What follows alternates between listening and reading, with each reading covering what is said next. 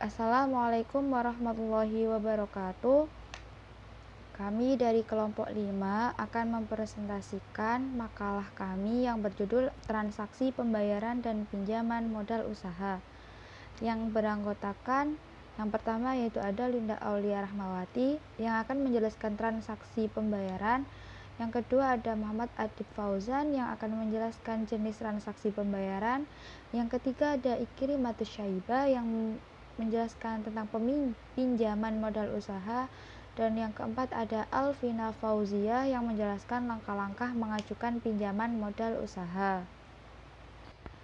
Materi yang pertama yaitu transaksi pembayaran. Pengertian transaksi adalah setiap aktivitas yang terjadi di antara dua atau lebih pihak yang dapat menimbulkan perubahan terhadap posisi keuangan dan kepemilikan di antara dua pihak tersebut. Kemudian ada pengertian transaksi menurut para ahli. Yang pertama ada Mursyidi. Menurut Mursyidi, transaksi adalah suatu bentuk kejadian dalam dunia bisnis dan tidak hanya mencakup proses jual beli atau penerimaan dan pembayaran saja, tapi juga akan berimbas pada kehilangan, arus, kebakaran, dan kejadian lainnya yang bisa diukur dengan uang. Yang kedua yaitu menurut Sunardi Zulkifli. Menurut Sunarto Zulkifli, pengertian transaksi adalah suatu kegiatan finansial atau ekonomi yang melibatkan minimal dua pihak yang akan melakukan pertukaran pinjam-meminjam atas dasar kesengajaan, melibatkan diri dalam suatu perserikatan usaha, dan lain-lain. Yang ketiga ada Indra Bastian. Menurut Indra Bastian, transaksi adalah suatu bentuk pertemuan yang terjadi antara pihak penjual dan pembeli yang saling menguntungkan dan disertai dengan adanya bukti, data, atau dokumen pendukung untuk diinput dalam jurnal melalui adanya pencatatan.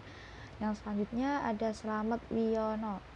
Menurut Slamet Wiono, transaksi adalah suatu kejadian finansial atau ekonomi yang melibatkan minimal dua pihak yang mana keduanya akan saling melakukan kegiatan pertukaran pinjam-meminjam, melibatkan diri dalam suatu perserikatan usaha, dan kegiatan lain dengan dasar keinginan masing-masing atau peraturan yang berlaku. Yang selanjutnya ada pengertian pembayaran. Pembayaran adalah aktivitas pemindahan dana guna memenuhi suatu kewajiban yang timbul dari suatu kegiatan ekonomi. Sedangkan pengertian transaksi pembayaran sendiri adalah transaksi yang terjadi apabila pembayaran dilakukan pada saat penyerahan barang antara penjual dan juga pembeli. Jenis transaksi pembayaran. Sistem pembayaran adalah sistem yang mencakup seperangkat aturan, lembaga, dan mekanisme yang dipakai untuk melaksanakan pemindahan data guna memenuhi suatu kewajiban yang timbul dari suatu kegiatan ekonomi. Jenis transaksi pembayaran dibagi menjadi dua, yaitu sistem pembayaran tunai menggunakan uang kartal, kertas, dan logam sebagai alat pembayaran. Sedangkan pada sistem pembayaran non-tunai, instrumen yang digunakan berupa alat pembayaran menggunakan kartu, cek, biljet, giro, nota debit maupun uang elektronik. Cakupan sistem pembayaran non-tunai dikelompokkan menjadi dua jenis transaksi, yaitu transaksi nilai besar dan transaksi nilai retail. Transaksi nilai besar memiliki karakteristik transaksi yang bersifat penting dan segera, meliputi transaksi antar bank, transaksi di pasar keuangan, atau transaksi dengan nilai tiket size di atas 1 miliar. Infrastruktur yang digunakan untuk memproses aktivitas transaksi ini adalah Bank Indonesia Real Time Gross Settlement dan Bank Indonesia Scriptless Securities Settlement System. Sedangkan transaksi retail meliputi transaksi antar individu dengan nilai tiket kurang dari 1 miliar dengan karakteristik bernilai kecil dan relatif tinggi frekuensinya. Materi yang selanjutnya adalah tentang pinjaman modal usaha. Pinjaman modal usaha dalam kewirausahaan dapat membantu perkembangan dan juga kemajuan dari suatu usaha. Pinjaman atau sering disebut hutang atau utang menurut Zaki Bridwan, yakni pengorbanan manfaat ekonomi di masa yang akan datang yang mungkin terjadi akibat kewajiban suatu badan usaha masa kini untuk mentransfer aktiva atau menyediakan jasa pada badan usaha lain di masa yang akan datang sebagai akibat transaksi atau kejadian di masa lalu. Pada pasal 1740 Kitab Undang-Undang Hukum Perdata, dalam pasal tersebut dinyatakan bahwa pinjaman pakai adalah suatu perjanjian dengan memberikan suatu barang kepada pihak lain untuk dipakai dengan cuma-cuma. Syaratnya, setelah menerima dan memakai barang, dalam jangka waktu tertentu harus mengembalikannya. Kata pinjaman ini kemudian diadopsi menjadi credo dalam bahasa Romawi, kredit dalam bahasa Inggris, dan kredit dalam bahasa Indonesia. Objek dari pinjaman biasanya adalah uang atau alat tukar lainnya.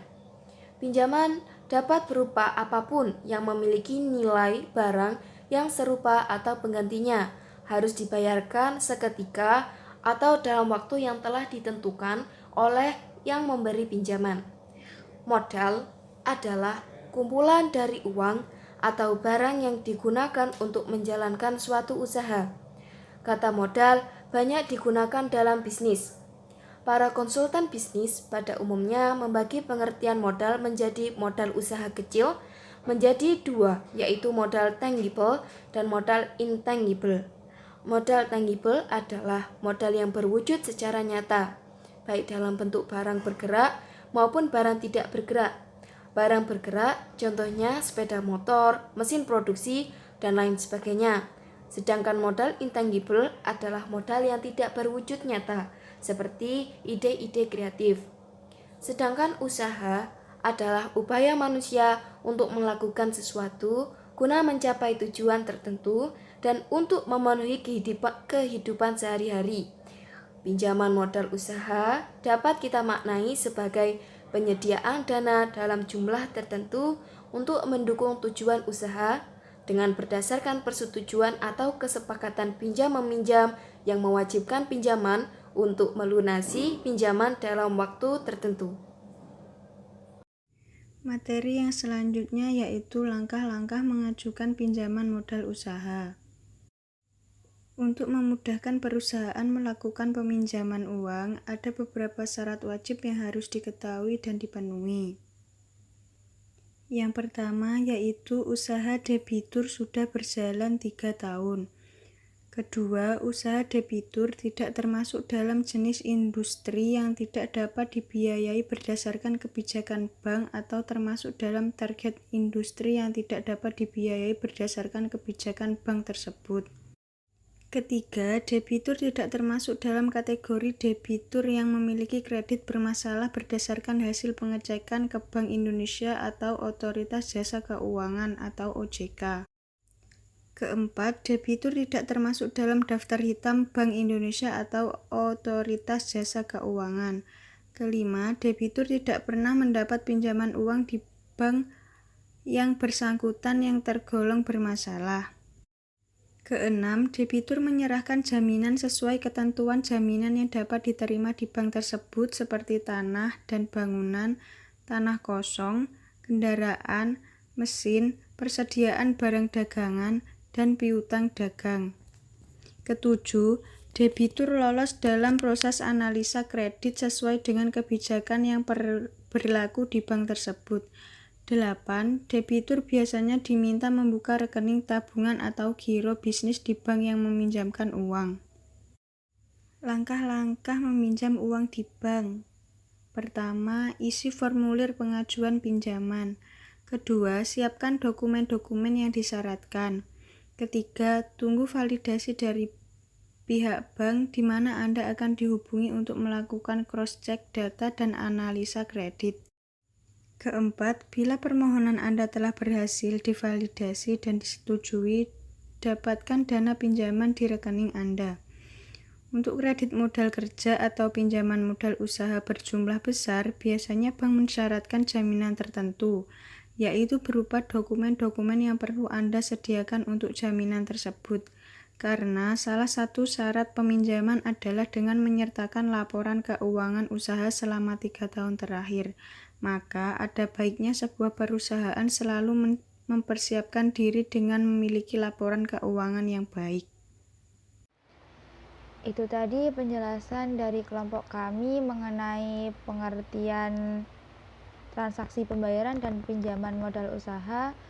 Jika ada yang kurang paham bisa ditanyakan. Sekian presentasi dari kelompok kami, kurang lebihnya mohon maaf. Wassalamualaikum warahmatullahi wabarakatuh.